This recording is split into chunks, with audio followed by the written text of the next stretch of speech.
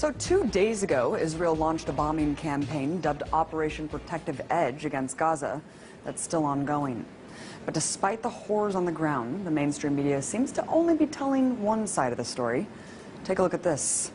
From the Wall Street Journal, Israeli air defense intercepts more rockets as fighting continues. And the LA Times goes on to declare that Palestinian rockets reach farther into Israel. And lastly, the New York Times makes it seem like there's an equal playing field by stating Israel and Hamas simply exchange fire.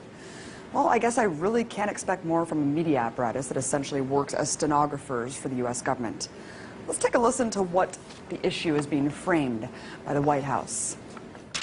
We strongly condemn the continuing rocket fire into Israel and the deliberate targeting of civilians by terrorist organizations in Gaza.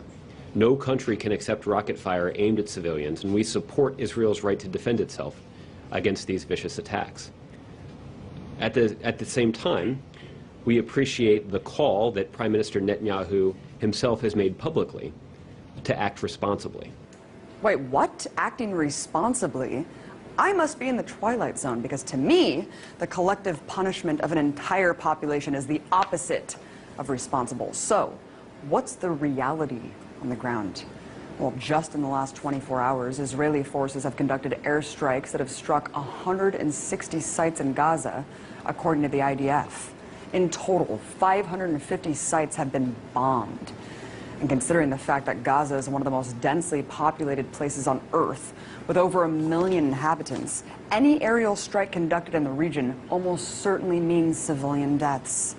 In fact, at the time of this broadcast, the strikes have killed at least 53 Palestinians, including 8 children and an 80-year-old woman. According to the Palestinian Minister of Public Works and Housing, at least 50 homes have been destroyed so far and 1,700 damaged. So when the IDF talks about hitting, quote, Hamas targets, remember that Hamas is the democratically elected leadership of Gaza, which could mean any government building or social services for Palestinians. So while the U.S. government can go on and on about Israel's right to defend itself, take heed of the increasing death toll in Gaza and the fact that no Israelis have yet died as a result of Hamas rockets. Look, I denounce deadly force on both sides.